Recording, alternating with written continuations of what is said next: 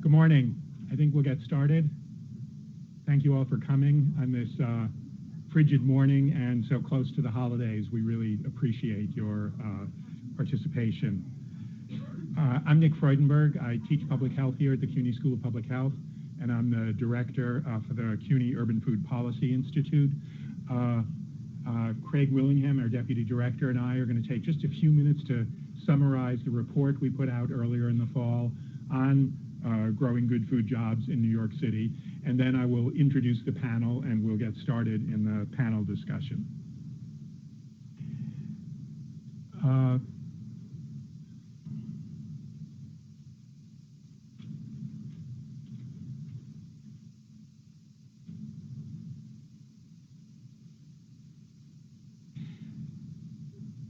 The report we put out on good food jobs was done in partnership with 3 other organizations, and I want to thank them and credit them for their contributions and their practice. And those organizations are LISC New York City, who work with community development corporations, the United Settlement Houses, which work with the settlement houses in New York, and Bedford-Stuyvesant Restoration Corporation. All of these 3 organizations and the many community development corporations and settlement houses have really forged a beginning practice of work around good food jobs that informed our report. Our report was based on interviews with those people doing this work.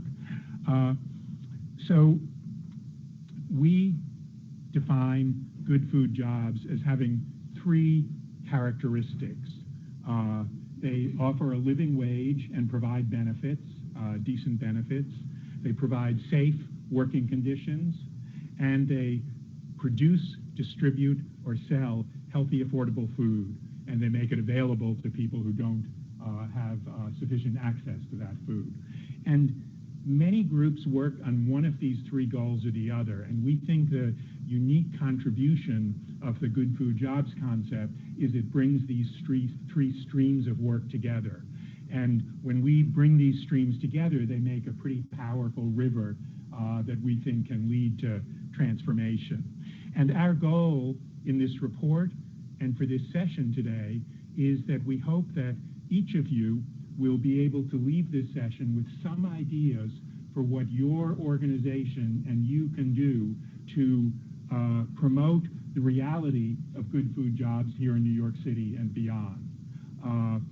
And our hope, our aspiration in the Food Policy Institute is that in the coming period that it will be as important for the food movement to be promoting good food jobs as it is to promote access to healthy food, reduce food insecurity, reduce obesity, and so on. We think that that's an essential part of a food movement, a food justice movement that will make us all stronger. So that's what we'll be talking about today. And here's the problem that got us interested in good food jobs when we started working on this area a few years ago. And I'm sure that many of you are familiar with some of these problems.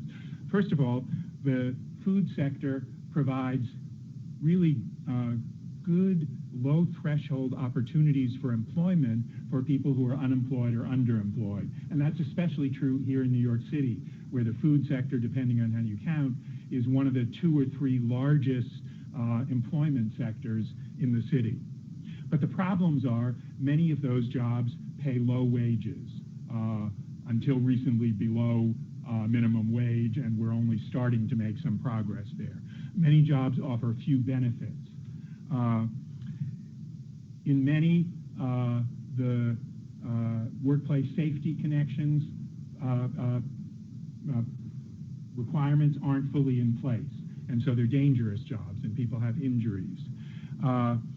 There are not fully fleshed out career paths in good food jobs, although you see in the handouts some beginning work that folks here at CUNY are doing to begin to map out those opportunities so that we can help people move from entry level into better jobs. The food sector, as much as any sector in this city and this country, is highly stratified by race, income, and gender, and not surprisingly, as reflects the broader currents in our society, Black people, Latino people, women, recent immigrants tend to be in the lower paid jobs with worse working conditions. And we think, again, our contribution as a research group located in the School of Public Health, too many food workers produce food that exacerbates our health problems instead of solving them, produces food that contributes to diabetes, heart disease, hypertension, some forms of cancer. So that's the problem. But we think there's some opportunities. A lot of people want to work in food. And many of those people bring experiences, bring a cultural background, bring prior experience, perhaps cooking in another country, perhaps cooking in their home.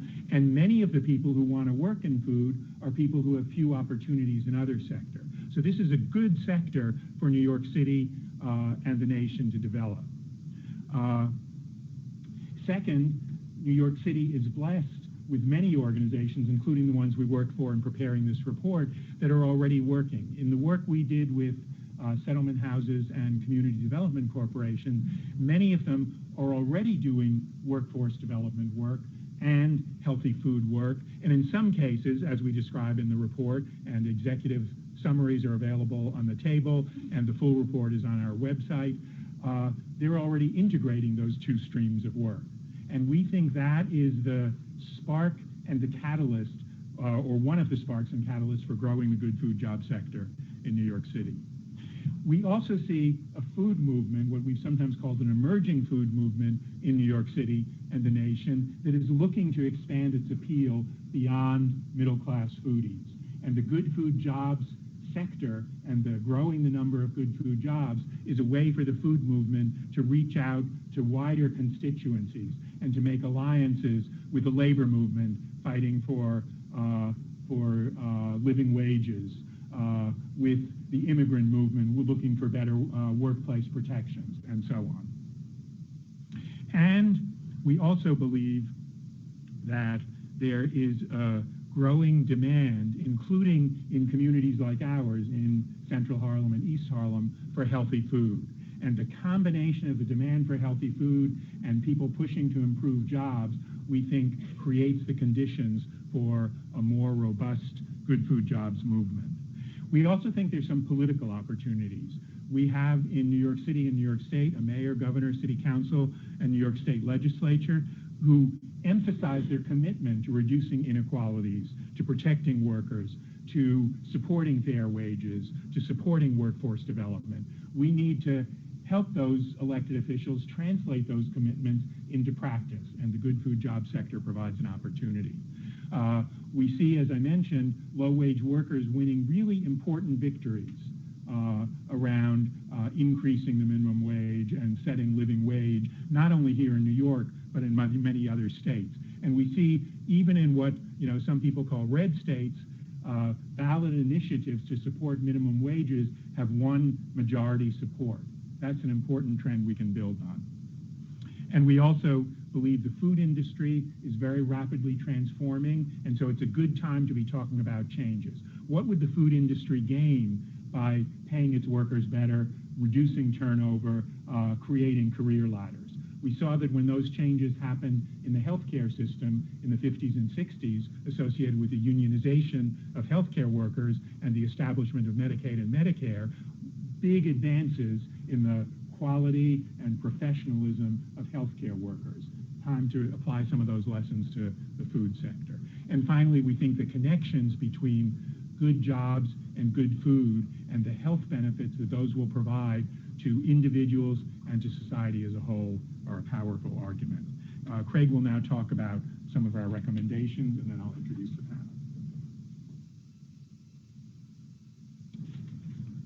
Thank you, Nick. So one of the things that was very interesting was to do a review of the way in which so many different organizations are preparing workers for good food jobs. And in doing that, we were able to identify a handful of traits that we think characterizes a successful implementation of good food jobs training programs. And these include enlisting CBO leaders in articulating the rationale and organizational value of good food jobs, of a good food job strategy. To help leaders play this role, Good Food Jobs program planners need to keep leaders informed about the progress and the problems. In many cases, these are the sorts of programs that aren't necessarily an organic fit based on the sort of work that organizations have done before. And it's important to ensure that there's a connection with the leadership in a way that has them invested in this work and has them keeping in mind how this fits into the overall vision for the organization and the way in which it benefits them overall. Second, match skills and learning strategies with the needs of specific program participants. Identify what soft and hard skills are required for the specific Good Food Jobs employment niches that are out there, and develop tools, materials, and curriculum to teach those skills. Evaluate the success of these tools and adjust the curriculum accordingly. Next, engage trainees in the design, the implementation, and evaluation of curriculum and training for this sort of developing program. It's important to ensure that the participants are invested in what's going on and that they see that if there are issues, if there are ways that the programs can be improved, that they're playing an integral part in developing what a Good Food Jobs training strategy looks like. Fourth, use train-the-trainer model to increase the impact, efficiency, and reach. For example, several programs have trained community chefs to train other community chefs, therefore reducing the burden on staff as new leaders emerge to help run these programs. This strategy also helps build morale among program participants, which is particularly important when hardworking youth still struggle to find employment once going through the program. The train-the-trainer model allows these STAR students to receive valuable leadership experience, which they can include on their resume.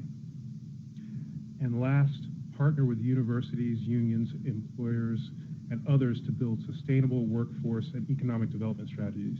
By partnering with these sorts of organizations and working on creating opportunities for healthy food to be purchased and for workforce development to utilize an organic approach to keeping health, prosperity, and the concept of mobility into the programming, we've seen that CDCs and settlement houses and other community organizations who are doing this sort of programming can leverage the limited resources that they have, create more sustainable programs, and connect program participants with other services that partner organizations may offer.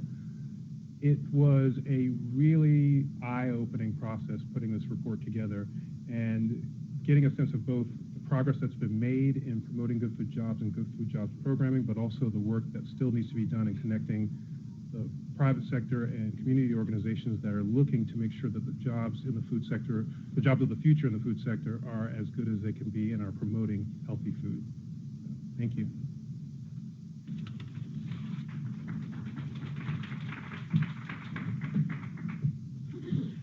So I'm going to ask our panelists to come forward and introduce them. We have three panelists, and they really represent a breadth and depth of experience and wisdom in this growing, emerging good food job sector. First, Lynn Laughlin is the Teaching Kitchen Executive Chef at the Lenox Hill Neighborhood Association. Welcome, Lynn. Curtis Dan Messier is the University Director for Workforce Development Programs at the City University of New York. Welcome, Curtis.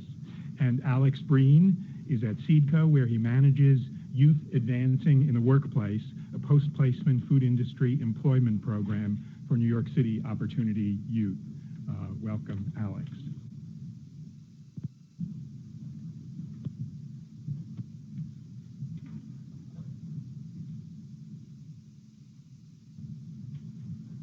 So I have some questions which I will ask our panelists, and then we're going to open it up for you in the second part of this session. So the question I'm going to ask each of you, and I think, Lynn, I'll start with you, is to tell us something about your job responsibilities that bring you into contact with the good food job sector. And based on that experience, what do you think are some of the opportunities for expanding good food jobs in New York? Good morning.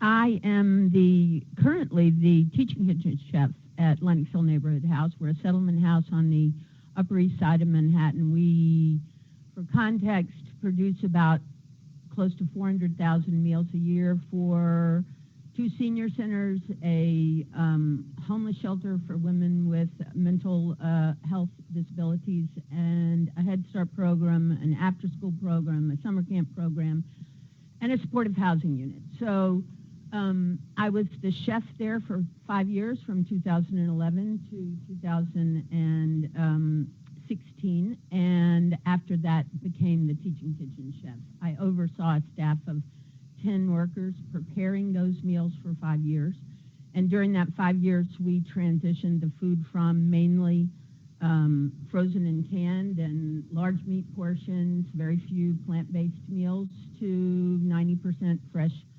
vegetables, 40% of it regionally sourced. A lot more vegetarian meals. We're over 50% vegetarian meals. And we're open 365 days a year, 7 days a week, 3 meals a day. In 2016, there had been a huge interest over that 5 years from other organizations like ourselves in what we were doing. Largely, our successes were promoted around, so they all wanted to come see what we were doing. Our failures were not promoted so much, so that was my job to show them what the barriers looked like and what how we got to the successes. And around 2016, we decided to start a teaching kitchen, to actually train other organizations like ourselves to make the same transformation we did in their own ways. Obviously, because of the food sector position that I'm in currently, I also did own 2 restaurants in the city for 20 plus years. So I employed hundreds and hundreds of people for over 20 years before I came to my current job. And I have a farm in the Catskills, and I have some farm workers. So I have a really wide kind of the whole spectrum of good food jobs in my purview in my life. I think the biggest opportunity in the institutional food sector is well laid out in your report. I mean, we produce in New York City 260 million meals a year, largely to low-income New Yorkers. I believe you state in there that the cost of those meals is, including labor and food cost, is over $400 million. So this is the public plate, and it's our public tax dollars. I mean, you could call this the low-hanging fruit, but I think that does a disservice to the organizations that produce it and the people who make it. These meals, the incremental ability to make these meals healthier, fresher, more plant-based, more sustainable, more sustainably sourced, and ultimately regionally sourced, is an enormous boon for our regional economy, our city, and our public health. So I believe that is for my job sector, that's the most important opportunity that we can affect. And that is what the Teaching Kitchen is trying to do. Great, thank you. And just to mention that many of those institutional food jobs, especially the ones in the bigger public agencies, are union jobs in the school system, in the hospital system, in the correction system. And so those are jobs that do provide decent wages, benefits, and some advances. And it shows the strengths of New York City as having a unionized public workforce, and the importance of defending that on the national scene as we see it under attack. Curtis, can I ask you the same question? Tell us a little about what you do and how you encounter the good food job sector. Sure, and thank you for having me. My name is Curtis Van Messier. I'm the University Director of Workforce Programs here at the City University of New York. And at the central office at CUNY, I help to develop, design, and oversee workforce programs, and I also help to support colleges to develop and design, traditional degree programs. When I first started at CUNY, I started on a USDOL grant called Career Path, and we provided training for unemployed or underemployed New Yorkers in a few sectors, including the culinary sector. And so that's really where I started to help to design and develop jobs and job training programs in the culinary sector. I've continued to do that work, and a lot of my work really focuses on the research and the labor market research, so that we can help translate some of the statistics into facts and diagrams and other useful materials for the public, including the Cooks and Chefs Career Map, which you can see on the table. So the both designing of programs and labor market research has helped me to understand the culinary sector. Do you want me to answer the second part too about opportunities? Yes. Just start with what you think is a big one. Okay, sure.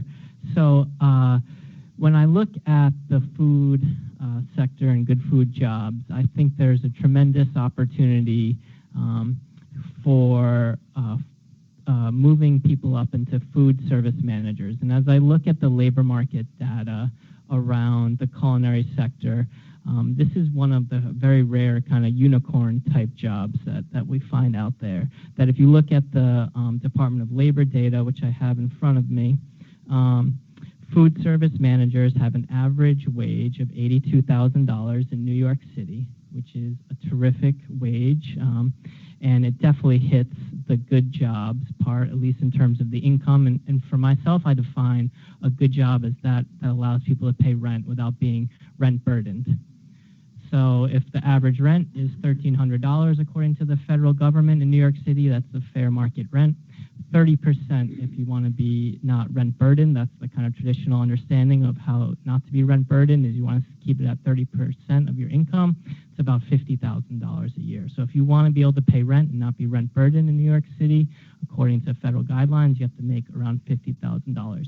So this $80,000 a year job as food service managers is definitely a good job in terms of wages, and it is that unicorn because the majority of people who work as food service managers have a high school diploma or equivalent, which is not very common in any of the other really middle skill, middle income jobs in New York City. We've seen a tremendous rise in degrees and credentials, probably good for CUNY, not great for the people of New York City who are seeing such a high barrier to get into any decent jobs across the city.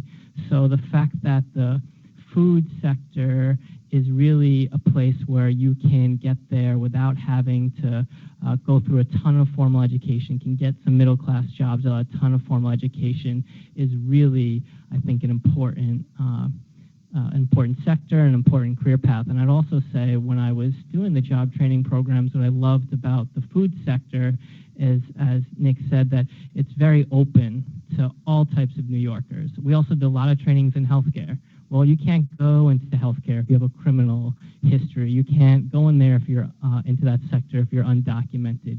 If you're in recovery, it's very hard to work in the healthcare sector. But these populations are very well represented in the food sector. You can have, it's very open to people who are justice involved. It's very open to immigrants. It's open to people who are in recovery and things like that, which I think I always tried to, when I was working with potential students, and if they had those issues, to try to steer them away from the healthcare sector and say, well, if you still want to care for people, feed people, do something good for people, the food sector is much more open to individuals with those backgrounds than many of our sectors. I also think that is makes this sector have a lot of opportunity for all of New Yorkers and not such a sliver as some others. Great. Thank you, Curtis. And one of the reasons I'm so pleased you're here is that I think establishing connections between the food sector and the university sector, and particularly a university like CUNY that operates at multiple levels and has as its mission providing access to higher education. Probably CUNY trains more people who work in the food sector than any other academic institution, between certificate programs in culinary management and community colleges, the many nutrition programs around CUNY, and people who work in the more business side of it.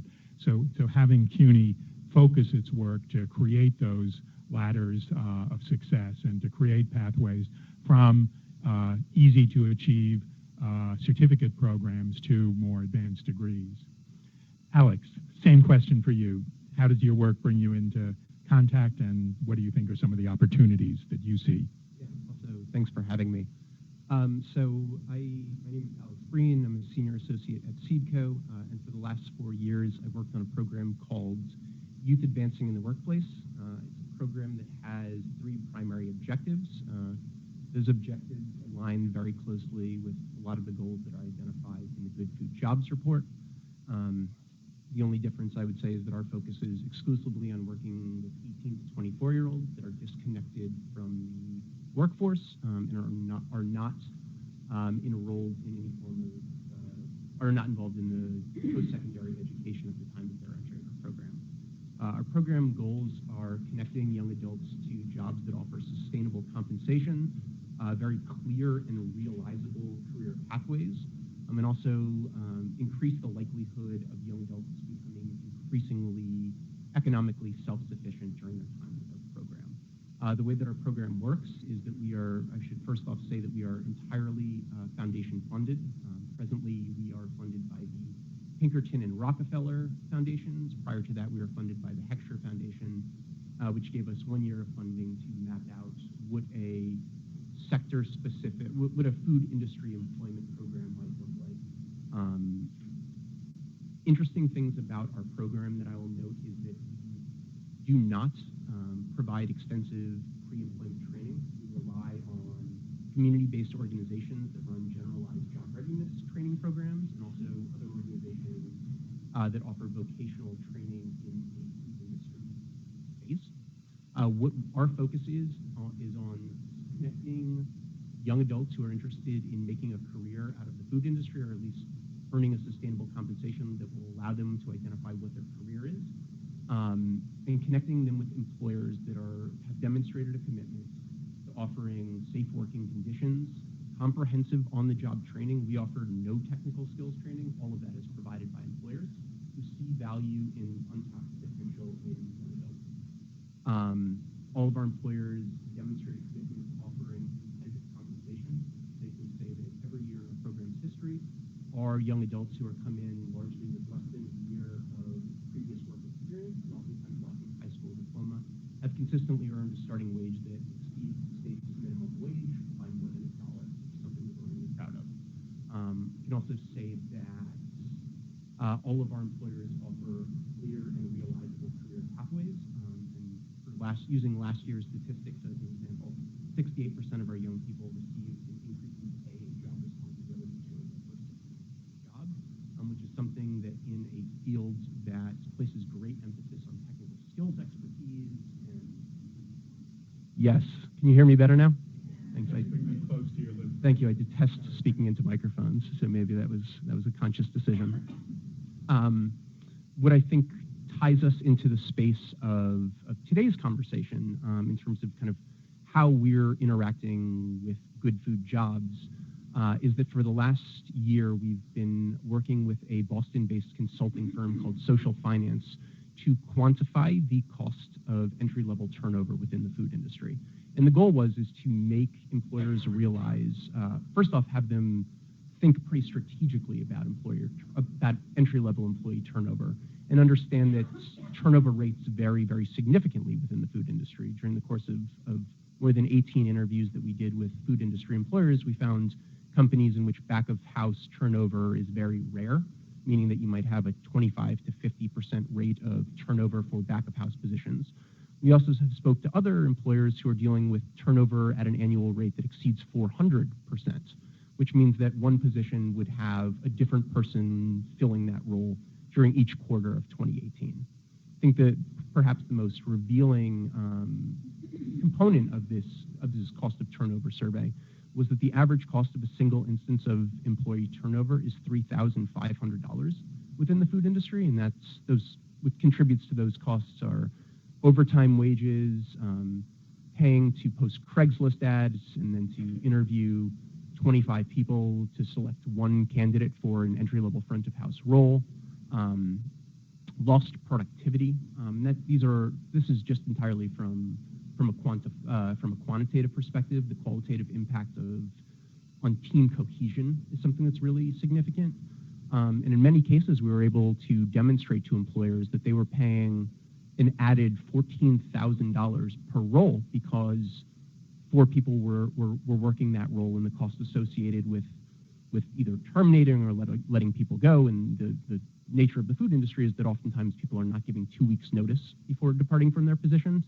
It's oftentimes things that are occurring rather unexpectedly, that are having a huge ripple effect in, impacting one, culture at different companies, but also what the product is. And having meals prepared by people with no food experience is not in the best interest of the people who are suddenly entering high pressure jobs. It's not also in the best interest of companies who are very much reliant upon customer satisfaction to drive their business models.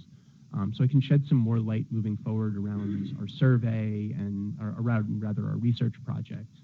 But it's definitely something that when you're able to show a business how much they're losing in sunken costs for employees that are no longer working there, we're at a really good position to then tell companies, what can you start doing to start keeping your folks and to start advancing them? Great, thank you so much. And that will be very useful to have a publicly available number to talk to employers and public agencies about those costs.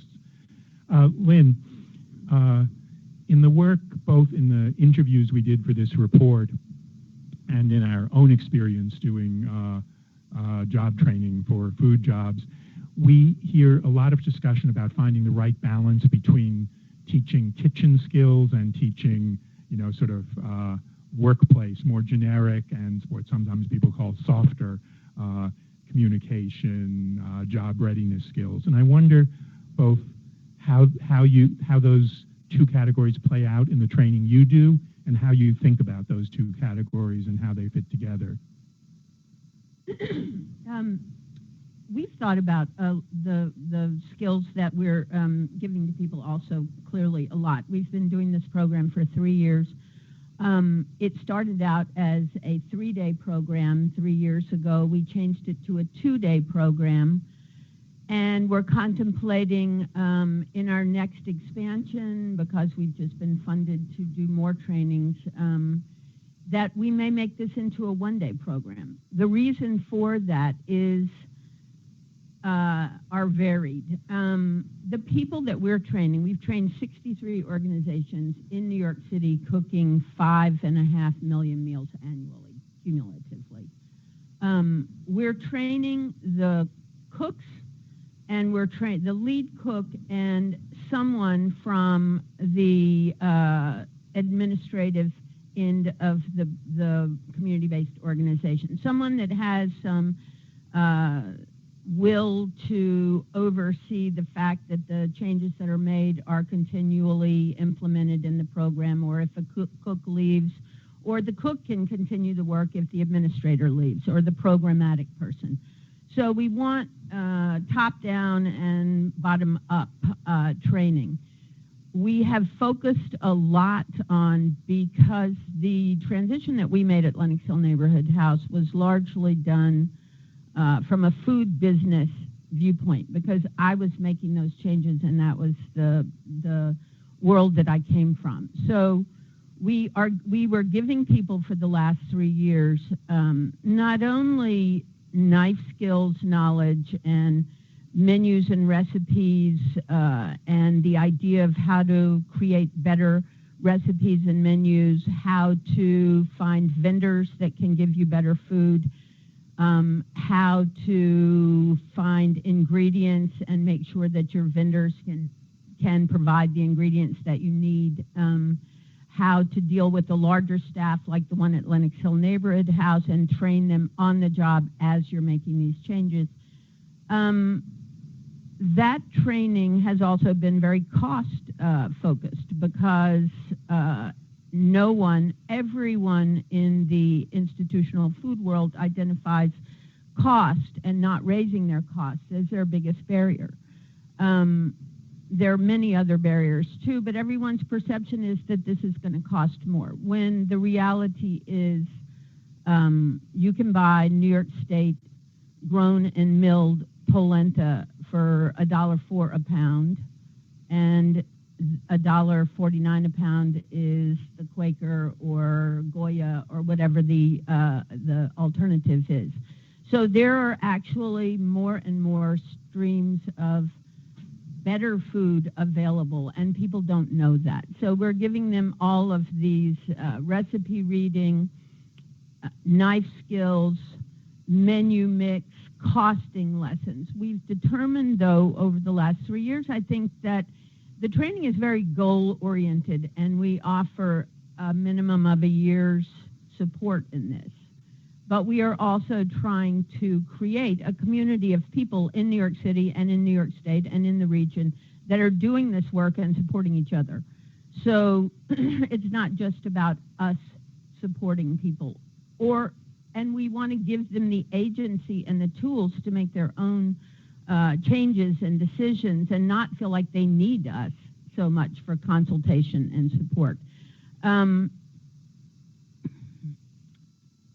I think that we've created a 140-page resource guidebook that really is a step-by-step detailed directive on how to make these changes. But I think that one of the, we're constantly trying to figure out how we can give people better skills and tools to make these changes in their food service organizations, because a lot of people are not cooking better food because they have a stove that doesn't work and their organization can't afford to fix it. They're being told by the agency that oversees them, whether it's DFTA or CACFP or the DOE or whatever the agency is, ACS, that they need to cook fresher, healthier food, and they're given menus in a lot of cases, but they're not given recipes, and no one is coming into those organizations or taking them out to provide training on how to make that food. Our experience is the people that we're training are, I would say, largely in their jobs for 10, 15, 20, and more years. These are not the people that Alex is talking about, or Curtis, actually. These are people who backed into their jobs because maybe their child was in the daycare at the community-based organization, and they volunteered and they ended up with a cooking job. And all of a sudden, 20 years later, they're in that job and someone's telling them that they need to be cooking healthier food and sourcing their food regionally. But they're really, it might be a daycare that only gets 1 or 2 deliveries a month because the accounting department doesn't want more invoices to pay. I mean, the barriers are very concrete. So we're trying to address all of this. And I think our current thinking and our expansion strategy at the moment going forward for the next year or two is that we want to make this much more, it's goal-oriented now, and we're telling everyone to do this work very incrementally, and recipes and ingredients at a time, and giving them the skills to make these changes. But we're going to make this training program even more actionable and goal-oriented and able to be done on their own. And we offer monthly training programs that are only 1 hour, where the cooks can come in, anyone we've trained and anyone that we haven't trained can come in and do 1 hour on how to cook more grains. Because everyone in New York City's institutional food are cooking about 75% Uncle Ben's rice, brown or white, parboiled rice, as if there's nothing else out there. No bulgur, no barley, no polenta, no wheat berries, none of this. And so we're showing no oats. We're showing people how to make their own granola, which is actually about 60% of the cost of a box of cereal. But they've got to really approach their work in a different way to make homemade cereal. The cooks are so excited. The one thing that I can really say that is the most exciting thing about the job that we do, and I think all of my colleagues agree, is the degree to which the cooks that we're training get excited about the tools that they're getting. Because the reality is, in these community-based organizations and settlement houses and daycares and homeless shelters, no one is sending the cooks out for professional staff development. I'm going to move on to the next question. Thank you so much. Really a lot of rich insights. And I'm actually asking each of you about some of the dilemmas we're encountering using the opportunity. Curtis, the reality is that many of the jobs, including some of the better paying jobs, are in the bad food sector, are making food that contributes to the health problems. And how do educational institutions think about, on the one hand, wanting to prepare people for good paying jobs, real jobs, and also our larger social mission of contributing to health as well as, the advancement of workers? And how do training programs think about that dilemma, if you can say something? Sure. So I would say the first caveat, which we've learned over many years, is that it's very hard to influence employers and consumers as a training program. We would love for our graduates to work with good food, to get good jobs, but we're on the supply side as a trainer. We're supplying the workforce, and then it's the demand side that really sets the terms of that employment. I heard someone here, I think from Institute for Family Health was here today. I would love to say, please hire more community health workers. Please hire more nurses. Please hire better, pay more. You pay your social workers more. As a university, they'll say, all right, with what money? And what money are you giving us to do all this? I think that most of the employers out there would like to do the right thing, but it does come down to very often a money piece. And being on the supply side, it's very hard to influence that from a training program. But what we can do, I think, is really educate the individuals going through the training program. I think it's very important institutions like this and the School of Public Health that can put out their educational materials. The career maps, I think, were very helpful for people to understand what they have to do to move on to their next jobs. We also have lots of information on who are the good employers that we have research on, and who's paying well. What are wages that you should be asking for? How do you negotiate higher wages? Where do you find jobs that are cooking the types of food that you want to be cooking? All of that type of stuff, an educational institution is very well positioned to put information in the front of people who are going through training. And I would say that we need to really, as a university, really try to make our publications much more public focusing and less academic focusing. That would be a really great transition for our university to do. Right now, we have a system where professors and others are rewarded to get into a very niche academic journals that aren't really always well read by the public. And that's really where we have a chance to, through publications and research and advocacy, to affect the conversation in these areas. But, professors are incentivized to produce things in the academic arena. And I really think that a place like the School of Public Health can help us think about how do we start to incentivize these amazing researchers and other individuals to start producing research and information and publications for the public, much more so than for the narrow academic journals and such. I think that would make a big difference, and then we could use those materials with all of our training, people going through training and everything else, to understand the lay of the land in these sectors and figure out how they can maneuver through it in a way that's getting them the type of work and the type of jobs that they want. A follow-up question, again using the analogy with the healthcare sector. In the healthcare sector, I know CUNY has worked closely with healthcare unions, 1199, SEIU, and so on. And I wonder, are there relations with some of the food unions, and what do you think are the opportunities there?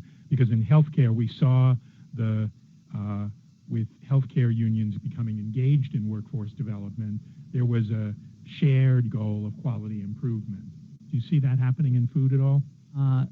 We haven't seen that happening so much yet, though that would be a very good use of resources on behalf of CUNY, and you should keep pushing us to do more of that. The healthcare unions have come to us in many respects, and so I think and many times we wait for the unions to come to us at CUNY, and I think that we need to be much more outward-facing, both with employers and unions, and that's something that our unit and workforce programs is trying to do, is to be much more outward-facing and trying to work with those. That's something we have to work on, and then there's a shared interest there where if we work with unions and other good employers who maybe have some money for the professional development that you're talking about, we can bring them in through vouchers, educational vouchers, and other professional development opportunities to help the staff grow professionally, especially to that next level job, and that's what we do with the union. So, maybe CUNY doesn't need to do a ton of culinary training. We do some of it, which is terrific, but maybe some of the best is to help those individuals get to the next level and do some of those trainings with unions or other employers through a voucher system would be very smart to replicate and probably be beneficial to everyone involved. And I think that also what CUNY can do is help make sure that we have the right students getting into those programs and making sure it is those underrepresented populations. And that's what unions have done a great job of doing, is making sure the underrepresented populations are getting access to that education. So those higher level manager jobs, we maybe can't tell you who to, what jobs that you'll post as an employer, but we can help produce a supply of individuals and support those individuals that we want to see into those jobs that employers have that are posting for. That would be a great role for the university. Great, thank you. Alex, again, both in the interviews we did for our report and in the work, one of the both challenging but exciting characteristics of doing good food jobs is no single organization can do the work because it cuts across sectors. And from your experience, could you say something about what do you think are the roles of workforce development programs, of community-based organizations, and of food employers? And in your experience, how have you put together partnerships that allowed those three types of organizations to participate and to keep engaged? Yeah, absolutely. The first thing I would say is that in New York State right now, the single largest initiative to combat youth employment is the New York Youth Jobs Program. It's a program that used to provide financial incentives to young adults with barriers to employment and to workforce providers to provide meaningful training opportunities to those individuals so that they could develop a skill set that would not be replaced by automation in 5 to 7 years. In New York State, we allocate $40 million for this annually, and it is a tax credit that is up to $7,500 per employer.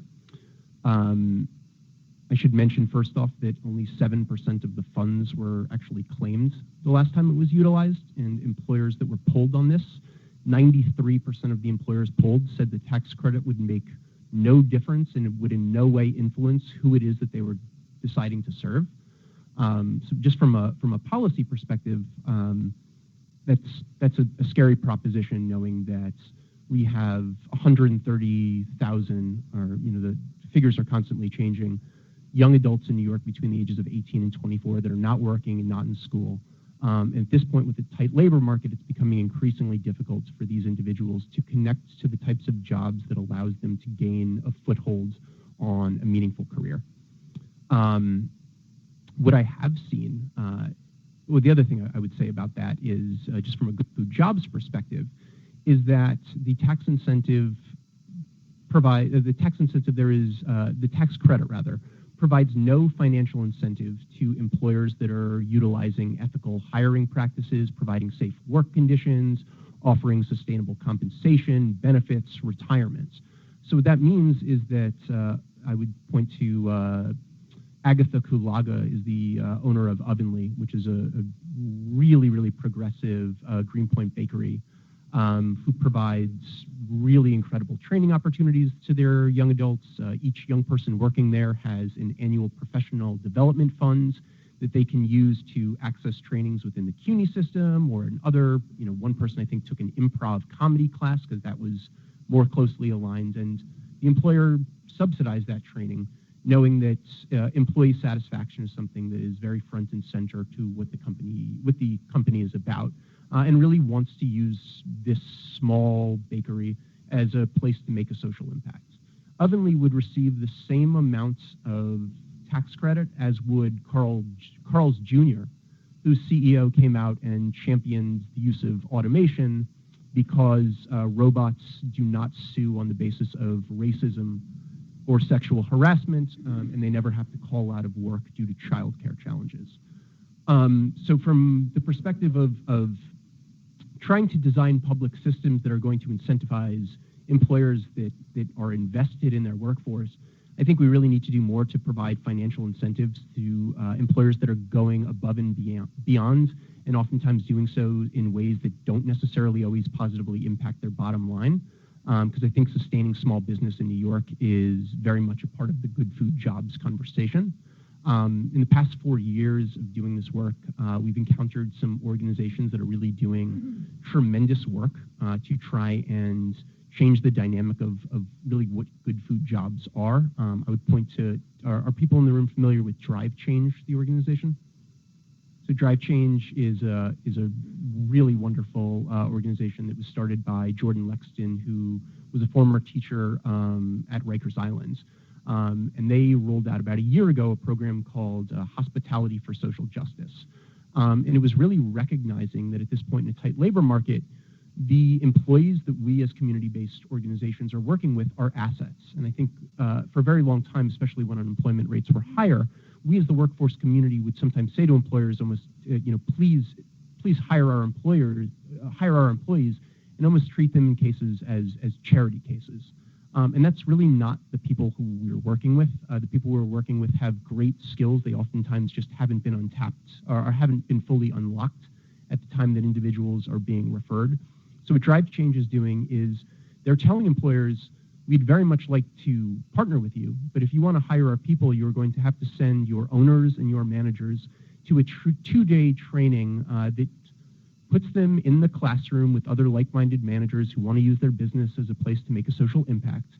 And people take part in training on implicit bias, understanding the criminal justice system, understanding racial discrimination within the food industry. Following those 2-day trainings, the owners and managers who are going to be working directly with Drive Change's graduates from their program are then meeting for 1 hour a week to really understand if a young person is having challenges on the job, how can you approach this from a strengths-based perspective? How can you approach this from a youth perspective?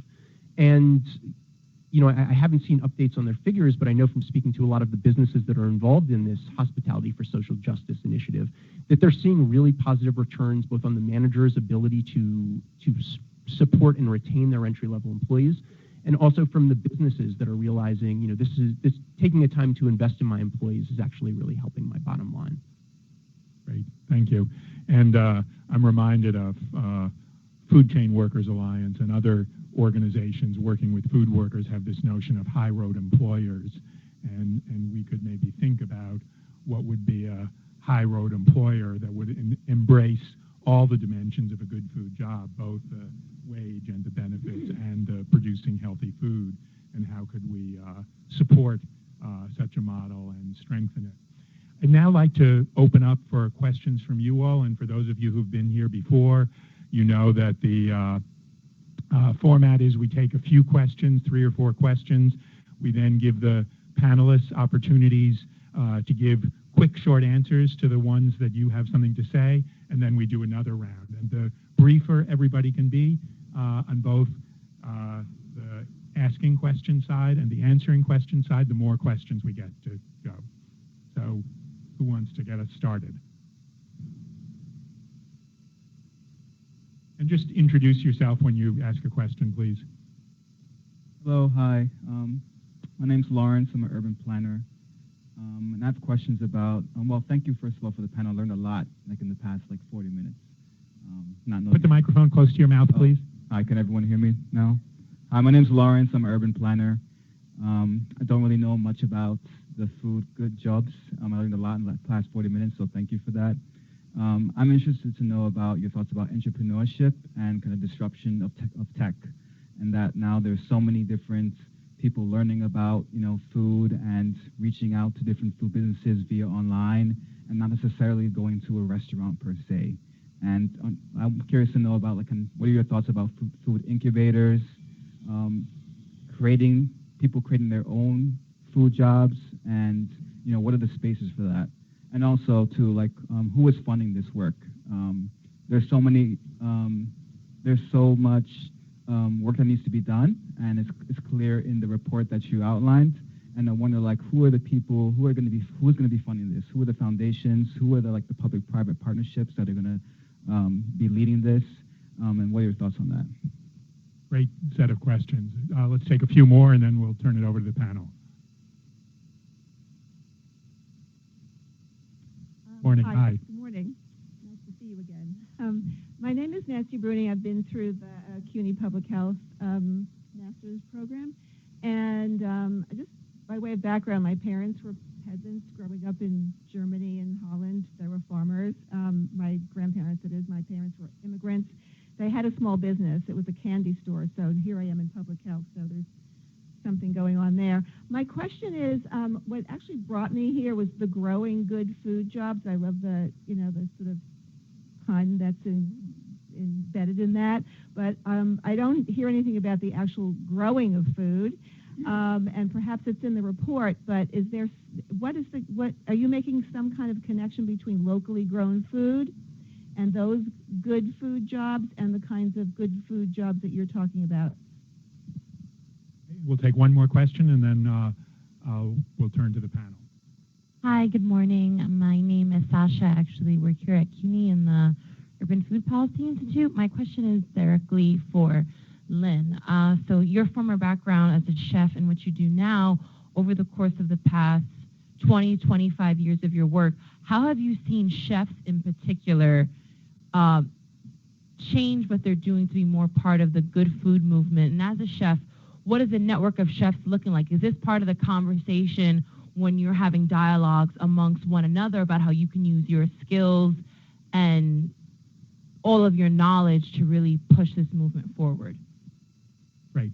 Alex, do you want to start answering whichever one of those questions you like it? Yeah, I'm having a tough time recalling the first part of the first question. I can tell you that our funding sources for this program have been entirely New York foundations. And one thing that we've seen is the philanthropy in New York really placing a great emphasis on job quality in the programs they fund. We found, just from a workforce development perspective, that many of the larger scale job programs historically, and the New York has made a huge push to change this dialogue, but historically there hasn't been much of an emphasis placed on job quality. The desired outcome was placing someone in a job where they'd be working 30 plus hours a week. Now for us, a key metric, our two key metrics is compensation, with the goal of that becoming something sustainable, and also the average number of jobs per week. I think the conversation is really shifting in a direction where people now care about how much you're getting paid, how much you're working, and how likely you are to advance. The first question was about the technology disrupting workforce development. I have something to say about that after we heard from the other panelists. Yeah, so I can speak a little bit about the disruption in technology, and just from a statistics perspective, from 2014 to 2024, food manufacturing growing by 21%, 3,500 jobs. food and beverage stores growing by 12%, 10,000 jobs.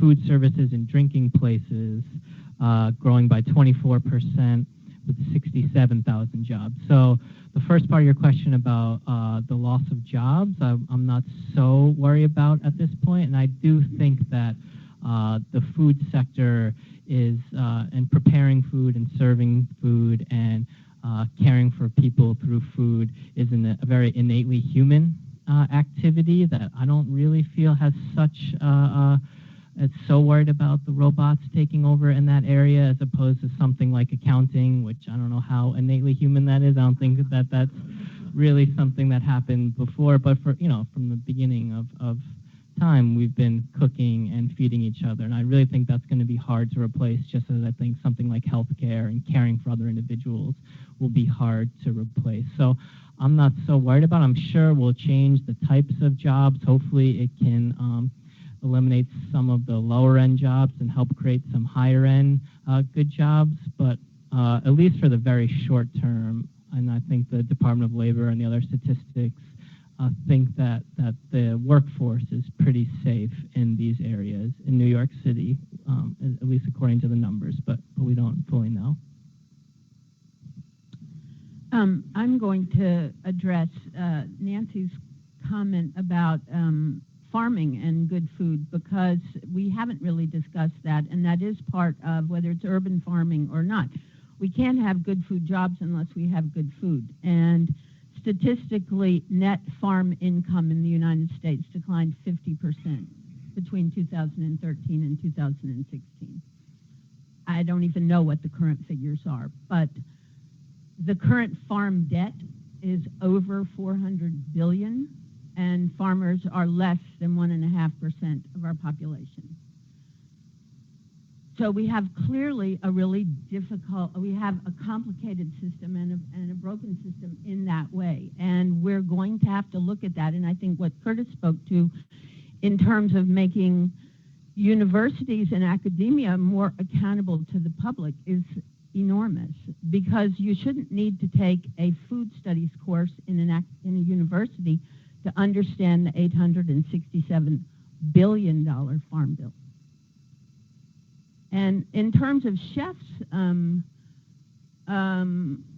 what's going on with chefs in the city, I don't see restaurant chefs so much anymore. I'm not in that world. I know what was going on in the 80s, and it's not relevant to what's going on now, and 90s and early 2000s. But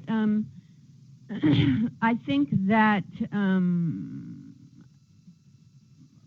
what's going on in the not-for-profit food sector with chefs is people being given the tools, as all three of us have discussed in our various ways, of coming into the current good food jobs marketplace with their skills. And whether they're a chef at a senior center or a youth entering a good food job, they all need to be given the exact right set of skills for their situation. And there's some overlap there and some not overlap. So there needs to be coalitions between all of the people up here that are doing this work in various ways to create great chef's jobs and to make this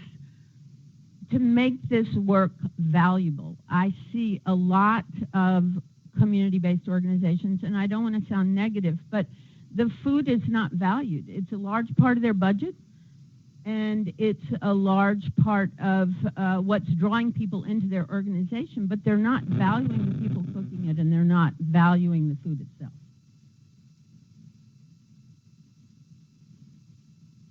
I wanted to comment on two of the questions. The first one, I think there's another sector of the food economy that we haven't talked about so much, which is the informal sector, and that includes a very large, poorly understood, poorly paid, poor working condition sector, the people who deliver meals on bicycles or by foot, and also by cars, the people who cook in their homes and sell those meals to their neighbors or to others in the community. And this, it used to be that we thought that the informal sector of the economy was totally separate from the formal sector, but I think increasingly these sectors are becoming integrated, and that the people who deliver meals are now being forced to depend on Uber and Lyft and the other online services to get their jobs. And those parts that are very much part of the formal corporate economy are setting the working conditions and the wages and the stresses of that. And I think another task of those of us in the university is to understand these emerging sectors and what are the working conditions and how can we contribute to improving them. And creating good food jobs in that informal sector is an even bigger challenge than thinking about what we do in McDonald's and the other fast food establishments. I also wanted to just say a couple words about urban agriculture and maybe ask you, Nevin, to say a few more words. In our report, we talk about one of the sectors for good food jobs is the small urban agriculture sector in New York. And there are many settlement houses and community development corporations that have farms. United Community Centers in East New York, and the East New York Farm is an example. NYCHA has created farms in 5 different settlements and is growing food. But those are very tough to think of as employment opportunities. And Nevin, maybe you could say a few words about that, and then we'll ask for another round of questions. I'll just add that there are job training and workforce development opportunities, and the idea is not for everyone growing food to move into the food sector necessarily, but to gain skills that food production provides that will help them in multiple sectors. Maybe food, it may be construction. I also visited a program in Vermont where a food organization was training recent immigrants who had agricultural experience to grow foods in those conditions and then to start their own farms. And that seemed to me a kind of approach to, connecting the many challenges that immigrants are facing in this country with our need to have more food grown. And there are similar programs here in New York. I think it's the International Rescue Committee does some immigrant training around food. Let's take another set of questions. Hi, Dennis Derrick, Corbin Hill Food Project. A quick observation to Alex, and that is the turnover costs are always included in terms of the cost of doing business. And so the fact that the tax incentive doesn't work doesn't surprise me, because that's the real issue. We've got enough people out there that can be hired at low wages, and they tolerate that turnover. And that's part of doing business. But anyhow, Curtis, I'm running out of time.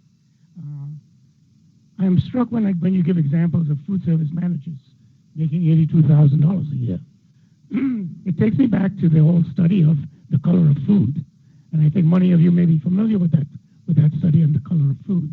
And to what extent, when we talk about these $82,000 jobs, is there really any racial equality that's going on? And then my third observation is we're seeing an alternative economy being developed, very small scale in terms of co-ops and so forth. Has anyone thought about the fact that in this low-wage industry, in terms of the changes we want to take, if it has to be transformative, we might not think of things like ESOPs? Thank you. A few more questions? Hi. We'll take the other one on the other side. My name is Andrea. I work with the Fund for Public Health and the Health Department running a nutrition education program. I'm just wondering if there's any regular engagement with the parts of the food economy that typically were thought of as the not good food parts, in terms of sharing resources or trying to collaborate and share goals rather than just excluding them as not part of this conversation. Great question. Thank you. On the other side? Hi. My name is Jenny, and I work in the supermarket space for the Economic Development Corporation. And something that I keep hearing is a concern over the rising minimum wage. And I know that will also, I've heard, affect supermarkets as well. restaurants, and perhaps force smaller food businesses to outsource, chopping or prep of food. And I'm curious to hear any insight or thoughts on the play between good food jobs and the rising minimum wage and the thin margins in food businesses. Question. So I'm going to ask each of the panelists to respond, and if we can do it tersely, then we'll have time for one more round of questions before ending. I can start by answering the question about the impact of the rising minimum wage in the food industry. Two snapshots that we've received is one, a lot of companies with production spaces in the city feeling as though it's hugely appealing to move those facilities to places like Jersey City, where they would not have to be paying for $15 an hour for somebody to do chopping and production work. Also have heard companies talk about the rising minimum wage creating less hierarchical dynamic within the kitchen, in which everyone has ideally everyone has a similar skill set, because there's not going to be as much separation in wages as there was historically. But I think these are, those are two snapshots that represent the views of small businesses. I can talk a little bit about the good jobs, and I can't tell you exactly the makeup. My assumption would be that you're right, that they're not equitable in many ways, and this is where I do think the university has a strong role to play. While we can't tell the Institute for Family Health or Aramark, what jobs to create, we as a university we can help to make sure the right types of people are in front of those employers when those openings happen. And there's also a lot that CUNY can do around building the networks of our students. We know that almost half of all jobs are they come through personal networks. They don't come through online job ads. So really help the university trying to help bring people together with employers, I think is very important to start to make these jobs more equitable, to start to have the traditional CUNY student being the person in front of an employer when those jobs open, I think is something that we can definitely do on the supply side and we need to do more of. And that's really where we should focus our resources.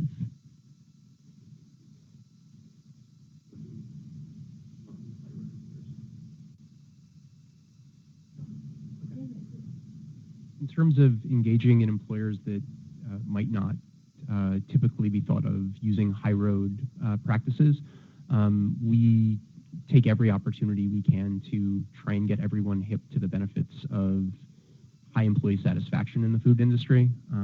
We just last week advertising Dos Toros, who is a larger employer, but also one that's typically utilizes ethical hiring practices, created a partnership with Spring Bank in which they started offering low interest emergency loans to all of their employees. They noticed a trend in which a lot of their employees, when they needed an emergency loan, were going in and accessing rates that were in the ballpark of 125 to 300% interest rates. So they created a partnership with Spring Bank that offers the lowest available rate to their employees, regardless of an employee's credit score.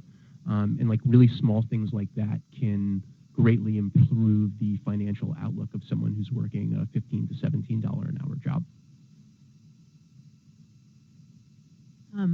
I think that really speaking to the gentleman on the front row who was talking about, I believe, food cooperatives and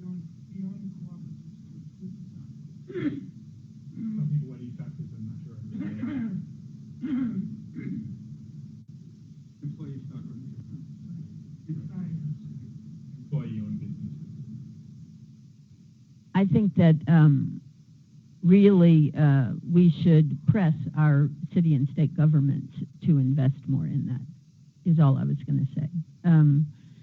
I think we should have more, along with that, we should have more food cooperatives and more variety in our food hubs, and particularly our regional food hubs in the state and the city are investing in those, but they should be investing further. There should be a different, in the future, there should be a different face of buying food retail. And supermarkets are not making it. And the ones that are look like Trader Joe's, and they are paying their employees very well, and they're very targeted about what they sell.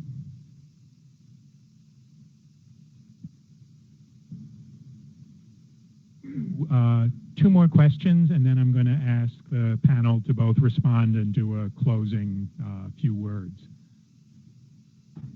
So this question is really echoing the man in the front. I forget your name. I think it was Danny. And it's Derek. Yeah, echoing that a little bit. So clearly this good food movement is positive and progressive in the sense that it's trying to integrate people into the workplace with higher wages and more security. And I guess I wonder how that will be integrated into the more like radical social movements that you want to join, such as like labor union movements, and what the ultimate end goal is, and how like the managerial positions that exist will be challenged in terms of like distributing equity and like power to these other positions. So like, is this an intermediary movement to a more radical and like alternative food industry? Other questions? Hi, so my name is Merelis, and I myself am a community chef. And I had a question in the role of the university. I myself am also a CUNY alum, so I wanted to bring up these examples of like Drexel University and also in Syracuse.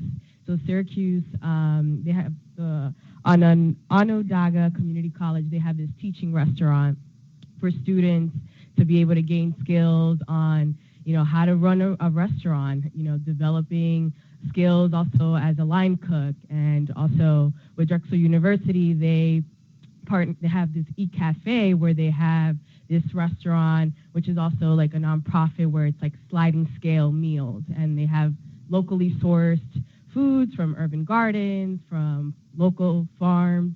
And so looking at these like very innovative models on providing healthier food options, providing skills to folks in marginalized communities to be able to gain skills where they can get jobs in the food industry. So I wanted to like ask on like in terms of like the university, CUNY, like how are they looking at these like innovative models that can provide like entrepreneurial like support for folks that want to do food work. So one more hand, so let's take that as the last question. Rachel from Bronx Health Reach Institute for Family Health. I just have a question for all of you. Is financial literacy part of your work, and if so, how, and what does that look like? Great questions, and if it's okay, we'll start with the closing and then just turn it over to both answer and say what last message is. So our institute and those of us who work here have been working in this good food job space for 4 or 5 years now. And I think we have a few goals that I think speak to some of the questions you were asking. First, I think, is to, together with other people working in this space, and I think it is a heterogeneous mix of organizations that have some shared interests and some differing interests. It includes labor unions, food movements, employers, and I think we're looking for what's the shared agenda that many of those sectors can agree to, and what are some of the things that are the more transformational goals.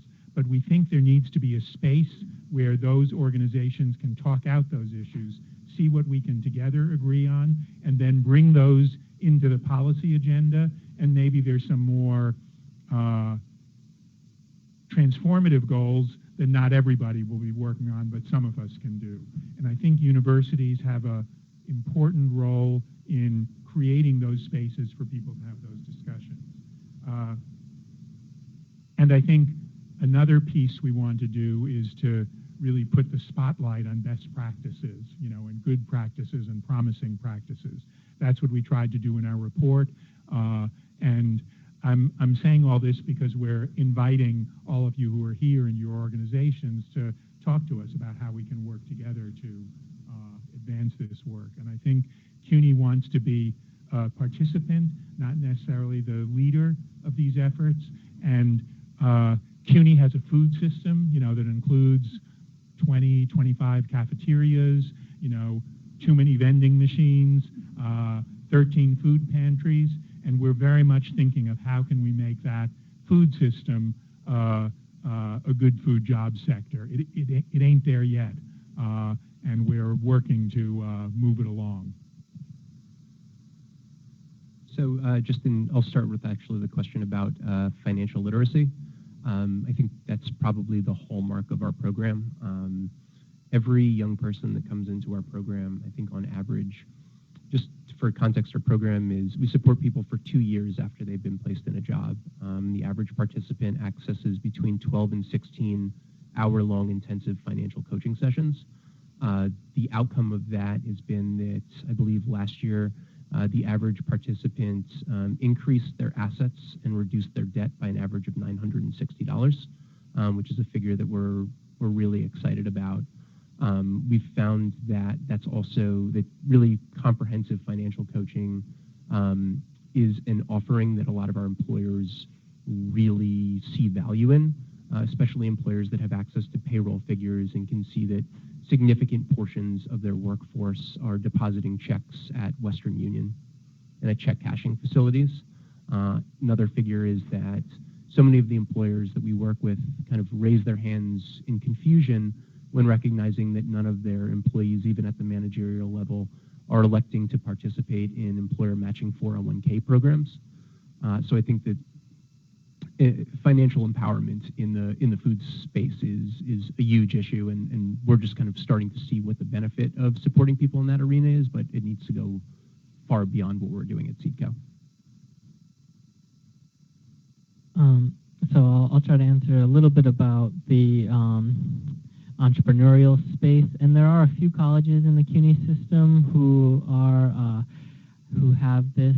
City Tech is working in this space and does train students, and students actually get to practice some of the skills, as well as Kingsborough Community College also has that.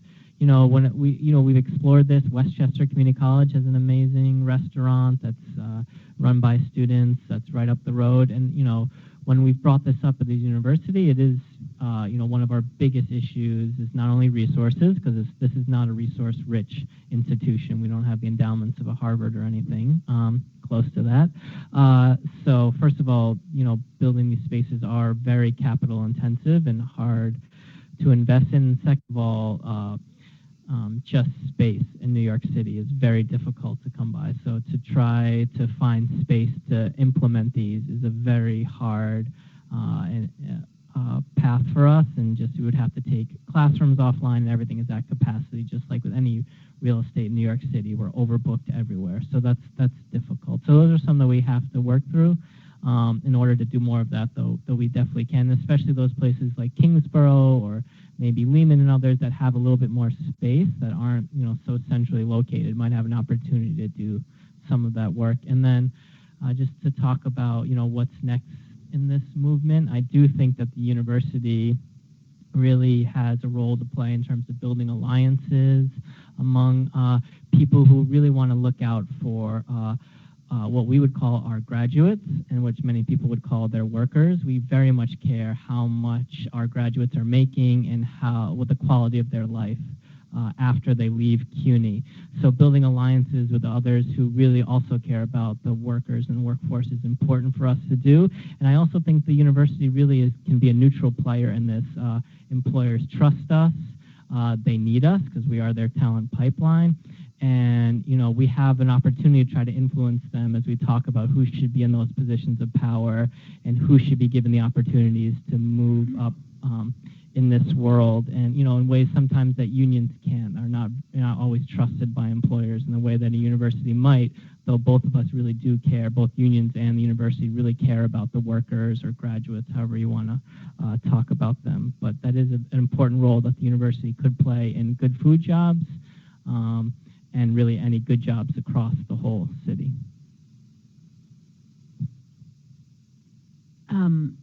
I'd like to say I think I've learned more from this panel than I've imparted, but in answer, it's been a pleasure to hear everything that everybody's talking about. And I do think that the importance of us all working across organizations and disciplines can't be stressed enough.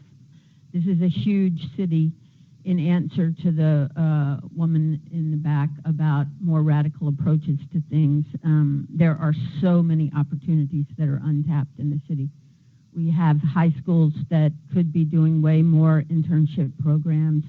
We have 15 or 20,000 restaurants, forget about the other food service businesses, that should be pressed to offer good food internships and jobs. There are just an enormous amount of opportunities out there for people who have not been eligible for those opportunities, particularly young people. And the older people that we train also, to get into a situation where they gain technical skills and they gain softer skills of understanding the larger good food system that we're all a part of and spend our dollars on every day. So I think my program, our program at Lenox Hill Neighborhood House, and probably the university's programs and all others should be very interested in creating good food activists going forward as a good food job. Thank you all very much, and thanks to our panel.